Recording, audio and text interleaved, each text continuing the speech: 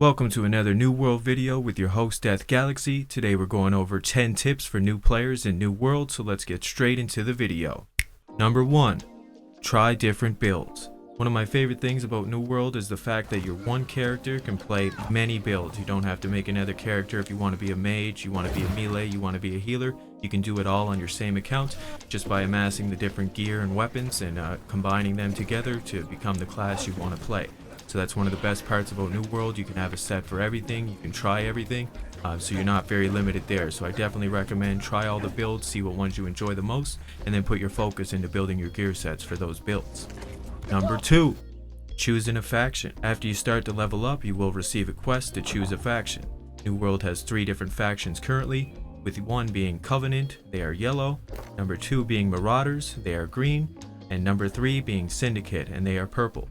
Choosing a faction can be a little overwhelming, but I recommend just pick the one you think looks cool or where you may have some friends at. You can always switch factions later anyway. There is a 60-day cooldown, so if you do pick one you're not so happy with, after 60 days you can always switch and try out another faction. Number 3. Choosing your first home. This is a question I see asked a lot, so when you reach level 10 territory standing in a city, you are able to purchase a T1 house, which would be 5,000 gold. Now note, you will get a huge discount for your first house, which will be 50% off of the purchase, so it could be smart to wait and buy a higher tier house. For example, a tier 2 house costs 10k, or a T3 house costs 20k. The higher tier house allows you to have more storage and add some more items to get more buffs for your character. But keep in mind, the higher tier houses, you may need a higher territory standing, which could take some time to grind. For example, with the T2 house, you'll need a territory standing of at least level 20. And for the T3 house, you'll need a territory standing of at least 30. And with the first housing purchase being 50% off, it is a smart option to try to get one of the T2 or T3 houses for a discount. But don't worry so much about that, you just want to get started, so even if you use it on a T1 house, it's all good because you can always switch it later. You may ask, what city and where should I get my first home? Well, I would recommend just to pick any city that you enjoy or you like the looks of, basically. You will be buying 2 more houses later anyway to have a total of 3. And they can be moved, so you're not stuck in the same old place if you pick one and become unhappy. Usually to start, you'd pick a house in the city that you started playing in, for example Windsward or First Light. The main benefits of having housing is you can get the extra storage as well as buffs by being able to have storage chests placed in the house and trophies placed in the house that do give you buffs around the world for certain things, and it just gives you an overall cool place to kick it and store all that furniture you've been getting from looting chests and killing monsters. Number 4. Town boards. Now, town boards are going to be your best friend. If you do see any main city, if you go outside of the town hall, you're going to see a little board outside. And when you do click on that board, you are able to interact with it and get some quests. Now, when you open the town board, it will provide you with various missions you can complete for XP and also territory standing in whatever said city. This has been for a while the fastest way to level your character up to 60. So basically, every city you are in, you're going to want to complete all the town boards possible. And this will not only help you level up your character and skills faster, it will boost your territory standing, which allows you to buy higher tier houses and other benefits for the future. So town boards are your best friend on the way to level 60. Number 5. Refining skills to 200. So as you may have seen, there is a lot of different skills. The gathering and crafting in this game is really fun, but just something to keep your focus on for the beginning is trying to get those refining skills to 200. Why, you may ask? So you can start to craft legendary materials.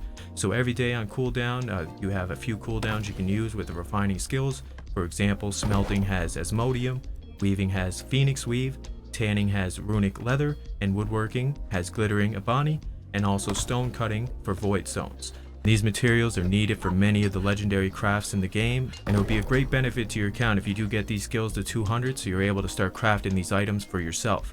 These materials are used for all major crafting in the game, and being able to make them yourself every day is going to be a huge advantage to make some profit, so try to focus on the refining skills when possible. Number 6. Play in the auction house. Use the market to your advantage with buy orders for materials you need. Sometimes an item could be selling for 100 gold each, but the highest buy order is only 50 gold, and you'd be surprised these orders do fill. But then also on the flip side, when you're selling items, try to do the opposite, as in don't fill the buy orders, try to sell it on the market to receive the maximum profits. Even though it may take a little longer, it'll be worth it to stack more and help you build that bank as a new player. So plan ahead for crafting, whatever it is, try to save some money with buy orders on the market and don't just buy the items at crazy prices. Patience in New World can go a long way and help you build that solid bank account. Number 7. The expertise grind. So in New World, we have a system called Expertise, where basically your gear score will level up by playing and getting drops. You basically want to spam dungeons and elite chests for constant expertise bumps every day until you reach the max. The max gear score for each item can be farmed until 600, and to pass 600 you will need to add umbral shards to said item, where the max level can then be increased to 625. Umbral shards can be obtained from mainly mutated dungeons and gypsum. You will also be farming for gypsum orbs every day that you can use to make casts at the gypsum kiln and receive umbral shards and item drops that way from the casts. The gypsum kiln is where you turn in the orbs. They are located in Ebonscale or Reekwater, and also up in Mountain Home or Eden Grove at the outposts. So you can turn the gypsum into a cast, open it up for a guaranteed expertise bump. You acquire gypsum in all sorts of ways, from crafting, faction point rewards, completing dungeons, world bosses, and corrupted portals, plus more.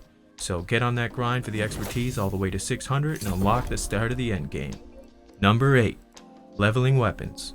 Weapons in New World have individual levels, allowing you to unlock skill tree perks for that weapon. You gain expertise as you start trying new weapons and killing mobs. They level up, with the max level being 20.